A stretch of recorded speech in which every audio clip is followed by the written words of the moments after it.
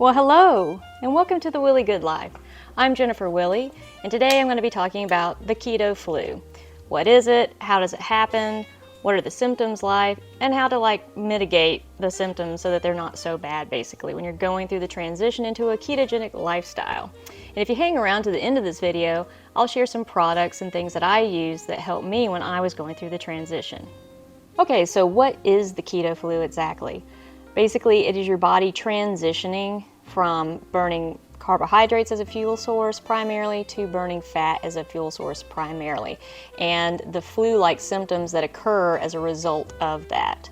A lot of times it varies from person to person. Everybody's a little different, and it also depends on where you're coming from in terms of, are you starting out American Standard diet, you don't really restrict your carbs, to someone who probably already is restricting their carbs, and then you're going into a lower carb lifestyle. Those transitions, depending on how drastic they are, is going to really determine on how drastic the symptoms are as well. For me, when I started, I was already eating mostly plant-based. I did have protein in my diet, but not very much. And I also really wasn't eating a lot of fat either. And so the transition for me was a little more challenging, I think, with eating higher fat foods. And even though I was already low carb, it still did have an effect on me when I went even lower. I did notice that I had some symptoms for sure.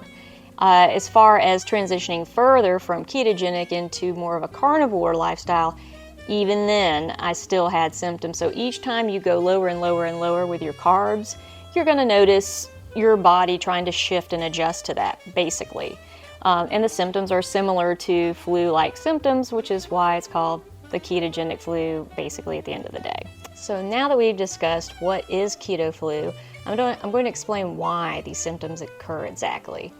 As far as talking about the fat intake, since we're on that topic, increasing your fat will definitely cause some nausea. You're going to expect that in varying degrees. Everybody's a little different. I always suggest start out low and just kind of slowly increase your fat intake day to day as you decrease your carbohydrates as well. I mean, some people just rip the Band-Aid off and just eat a lot of fat and totally drop their carbs, and that's fine, but just expect there to be some nausea associated with that. Definitely, it's just a part of the transition. If you're someone who either has gallbladder issues or you don't have a gallbladder at all, you can still very well succeed at this the carnivore ketogenic diet lifestyle. You can do just fine, actually. Where the challenges come in with, let's just say you don't have a gallbladder. Your liver is what produces bile, and your gallbladder is what stores the bile. So that when you eat fat, it's already readily available, and your gallbladder just can squirt it out, utilize it, break down the fats, no problem. But when you don't have a gallbladder, basically your liver still produces the bile, but it's not readily available like it normally would be when you have your gallbladder.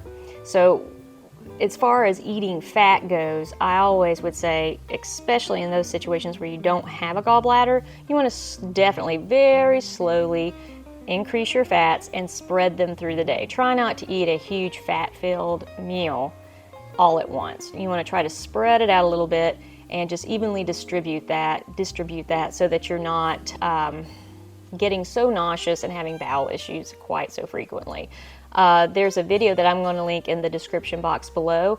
Dr. Kim Berry illustrates this very nicely. He explains it very well. He's my favorite go-to as far as, questions in regards to any of this. He has a plethora of information. I'm sure anyone following me probably already follows him, but I would go to that video and check out what he has to say about gallbladder and the ketogenic lifestyle, basically.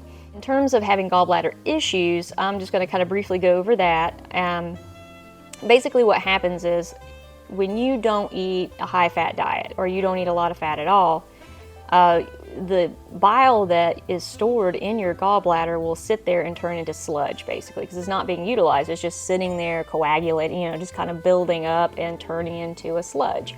And then over time, you'll start to experience stones and things like that, gravel, stones, whatever. And that's just because it's being underutilized. When you start to eat keto and you increase your fat intake, you may notice your gallbladder acting up a little bit. It might feel a little funny, and you may notice definite waves of nausea because your gallbladder is being activated again to utilize this bile basically that's in it, and so it's got to get through that sludge that's in there. And then once you get past that, it's smooth sailing from there, but you just have to get past that in that initial ketogenic flu window. And that's why I bring this up, because if that's something you're dealing with your gallbladder, doing this transition, you may notice a little more of the nausea, a little more of the bowel upset and that kind of thing in the beginning until you kind of get past that initial part. But still, very much so, you can do the keto just like anybody else. So the next thing that you're going to notice is basically you're going to be peeing a lot when you transition. Why is that? Well, when you are removing the carbs or significantly reducing them, what that does is in turn reduce your insulin. So insulin comes into the blood whenever you're eating sugars, which carbohydrates equal sugar, it's sugar. When that's in your bloodstream, insulin comes out from the pancreas and tries to get it out of the bloodstream and distribute it wherever it can, basically. If it can't be used, it gets stored in places. So when you're constantly eating carbs, your insulin is constantly spiking, it's constantly in your bloodstream. Well, okay, you start the ketogenic lifestyle and you stop eating carbs. Well, when that happens, the insulin isn't going to spike like it used to. It's not going to be coursing through your veins like it normally is all the time. And so what happens is your kidneys responds to insulin and basically manages the sodium and the water in the body in terms of how much it's going to release and that kind of thing. And when you remove the insulin, the kidneys basically release all this water and sodium. It just dumps it. Another way that you lose water, or what makes you pee a lot during this time, is when the insulin drops, the inflammatory response from the insulin constantly fluctuating through your body, the tissues of your body will hold on to water, and you'll get like edema and that kind of thing where you get swollen ankles, whatnot.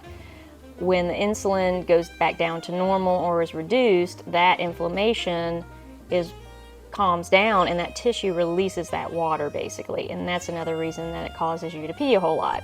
The other thing is, whenever you're not eating a lot of carbohydrates, for example, and you're going very low, your body is trying to find, because it's in that transition phase, it's not quite used to utilizing fat efficiently. So it's still trying to find carbs to burn to use for fuel, so it'll go to your glycogen stores in your muscle. And that's where carbohydrates are converted to glycogen and stored. And so it's kind of like your reserve. So your body will go to your glycogen stores in your muscle, pull that out and use it. But when you use that, it's bound to water molecules. So when it breaks it apart to use it, the water molecules are released then too. So there's a whole lot of peeing going on basically during this time.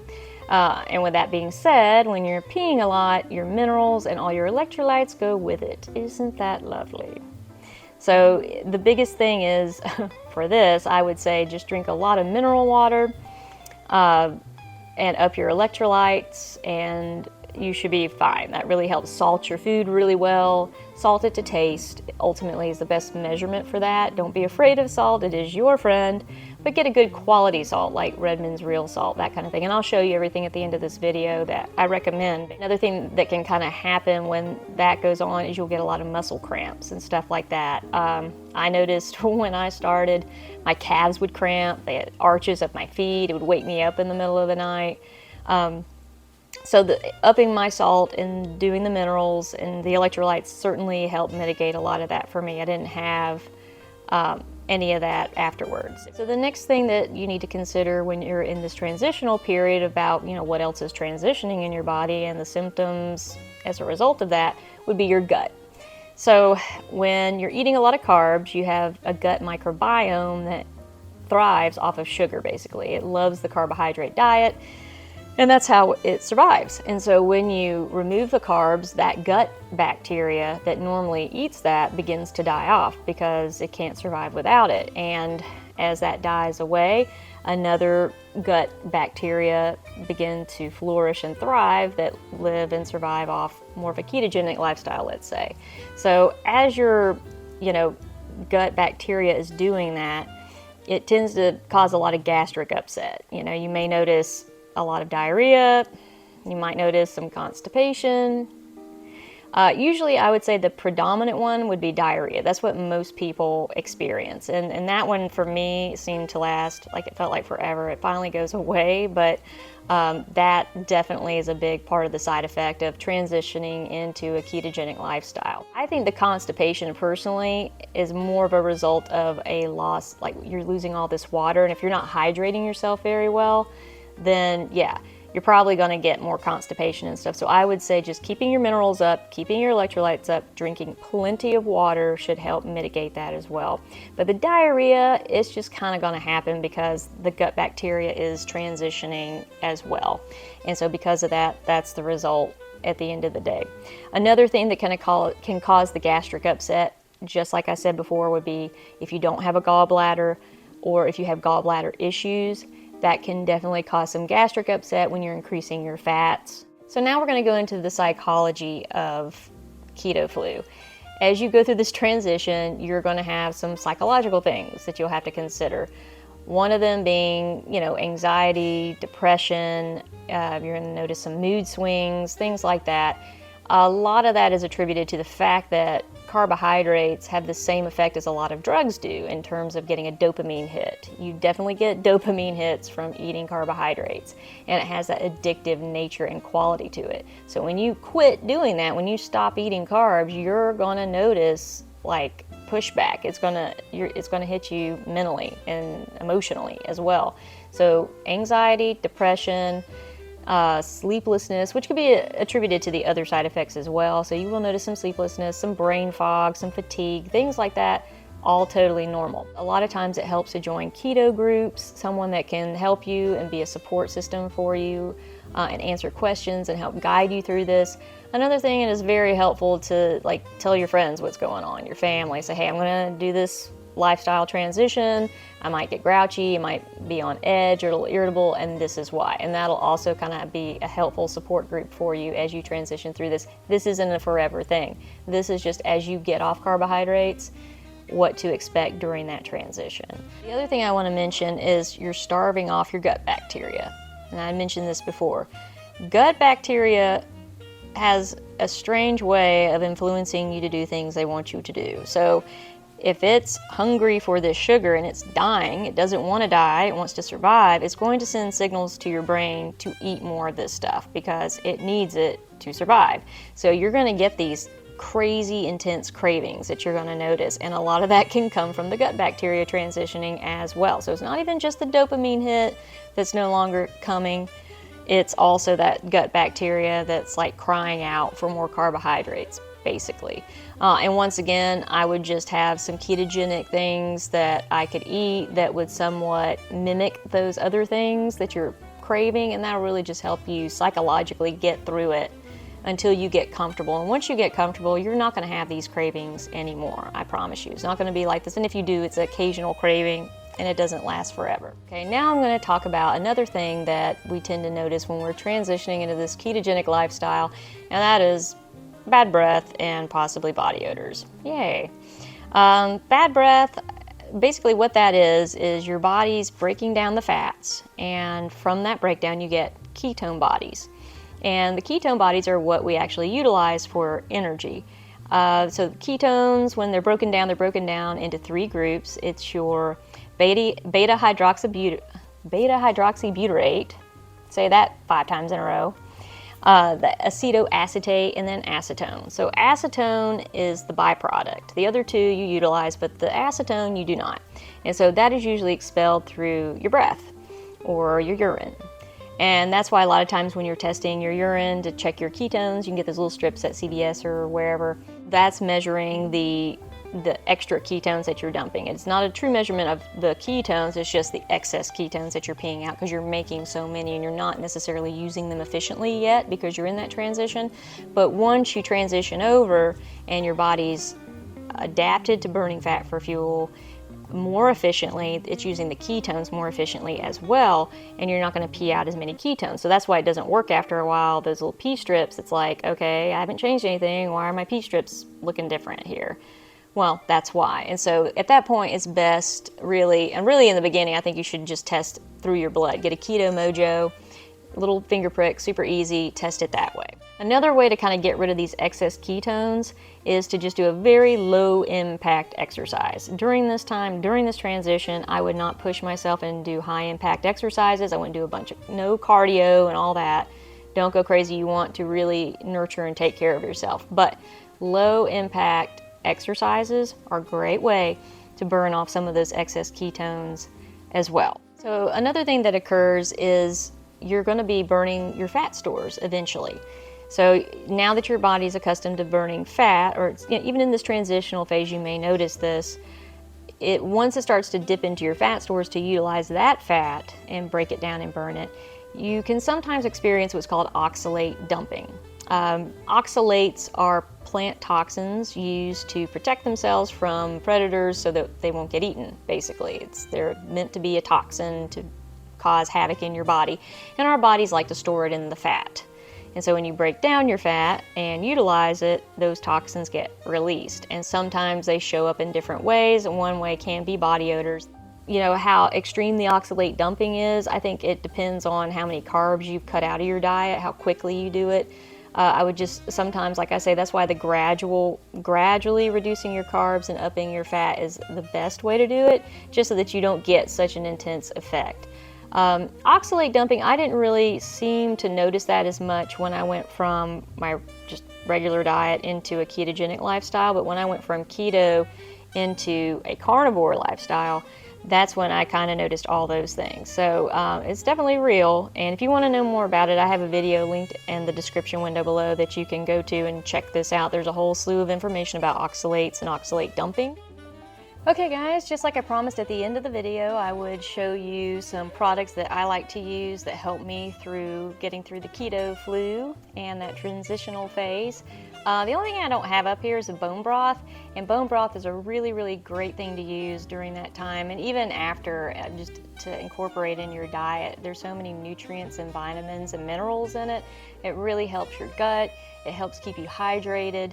I just say that be careful what brand you get. Be careful what the ingredients are. It's very important to check and read that. You want as few ingredients as possible. So I always recommend Kettle and Fire. That is an amazing brand. It's delicious. You can get chicken and you can get beef broth, bone broth. It has to be bone broth, but that's a very clean product, and you can get them at the grocery store, and you can also order it off Amazon or directly from their site. But as far as some of the other products I have laid out here for you to see, water-wise, I love Pellegrino. It's wonderful. It's magical. It's carbonated, so that really helps with any kind of like nauseous feelings you're having. To me, it gives me that like fizzy excitement, kind of like a soda, and you can flavor this with things. There is a video that I'm going to put in the description window below. Dr. Ken Berry and Nisha, they do a Ketorade video where you can make your own sort of mineral vitamin drink to help you through this transitional period. I think it's delicious, and it's a very inexpensive way to up those minerals and up those electrolytes, and it incorporates this into that recipe. But I'll post that down there so you can check that out. But Pellegrino's fabulous. It's mineralized carbonated water, and I like to get it in the glass bottle. I try to get as many things in glass as I can just to stay away from the leaching plastics, but go for it. The way I get this is I buy these in like cases at Costco. That's the most cost-effective way I found to get this. This is fabulous. This Keto Chow, you get it right, is wonderful. It has your electrolytes and it has your minerals. It has everything in there basically. And this stuff is super concentrated, so literally a dab will do ya. I mean, you could take, what I did is I took a little bit in a cap. Well, you can measure it in the cap if you want, so just very little bit in the bottom of the cap, and I would sprinkle it into my Pellegrino and just sip on that through the day. It is very salty, it's very concentrated, so you'll have to kind of titrate it to how you can tolerate it basically, but this is a #1 go-to for sure. I believe if you go on Dr. Kim Berry's page, I think Nisha might have a coupon code. I'm not affiliated with this. None of these products I'm not affiliated with at all, but I think he has a coupon. As a matter of fact, his face is right here. Isn't that lovely? This is the salt I recommend. It is full of minerals. It's a fabulous salt. It's clean. It's perfect. And I would salt my food with this, salt it to taste. I know this sounds crazy, but when I was going through the Keto Flu stuff, I literally would just take salt on my finger and eat it. And that surprisingly helped with any kind of nausea, cramping, that kind of thing. Oddly enough, it worked for me. You can give that a try, or just salt your food and make it easier for you. Redmond's also has a product line of electrolytes, and they have all kinds of flavors that you can use. And they come in like little packs like this. You can get a variety pack. I'm trying to think what all the flavors are. It's been a minute since I've purchased those. But you get like I know you get like a lime flavored one. They've got a berry flavored one. There's an orange, I think, and a watermelon. Watermelon's pretty good. LMNT is another brand that's fabulous. They make these little packs as well. And it's just electrolytes you can pour in your drink. This one's a chocolate flavored one. This is good if you want to put it in your coffee. I think it's delicious, actually. But it's sweetened and it has like a chocolate flavor. And once again, it comes in other things like orange, lemon lime, you name it. They've got all kinds of cool little flavors. They've got like a mango chili. When I used to make my skinny margaritas, I don't anymore, but when I used to have those, I would put their mango chili in there, and it made it kind of like a spicy, sweet margarita. It was really good. But anyways, those do have like 1 carb in them, so just keep that in mind. But this will definitely help get you through a pinch if you need something sweet. You can just put this in your Pellegrino or just your regular water, whatever you want. But it'll not only keep you hydrated, but it'll satisfy that sweet if you want something kind of sweet and flavorful in your water. And it also helps you with the mineral and the electrolyte content as well. Either of these products rock. I love them. And this is off Redmond's, and this is their Relight line. This is like a pre-workout, so it has some basically some caffeine, some things that give you energy in there. You also get the minerals and electrolytes in this, but it also gives you that little kick of energy if you need that like midday, especially if you're having like brain fog, or if you're feeling kind of fatigued and you need a pick-me-up, but you don't want to pick up a soda or anything like that, or especially those energy drinks. Like, I know we love the Bangs, and you can do Bang, and you can do the C4s I used to drink, but there's sucralose in that, and that can really mess up your gut. So I would steer clear of those or drink those minimal. But to me, this was a good substitute. If you're an energy drinker, I would put this in my sparkling water or just the regular water and drink it. It'll give you energy, and it also gives you minerals and the electrolytes. And it's delicious. This one is peach mango. It's fabulous. I love it. So good. But you get this big jar. It's a little pricey, but once again, like, this thing will last you quite some time. All right, guys, so that's the Keto Flu, and those are some things you can do to help offset those symptoms and things that you may be experiencing as you go through the process. I also would like you to leave some comments in the comment section below. Let me know what you think about the video, the content, and if there are any other topics you would like me to hit on my channel, I'm happy to make videos about those. I have a lot more information coming your way. And with that being said, be sure you like, thumbs up the video, as well as subscribe to the channel so you can get more of this content your way. And aside from that, I wish you well on your journey, and I'll see you next time.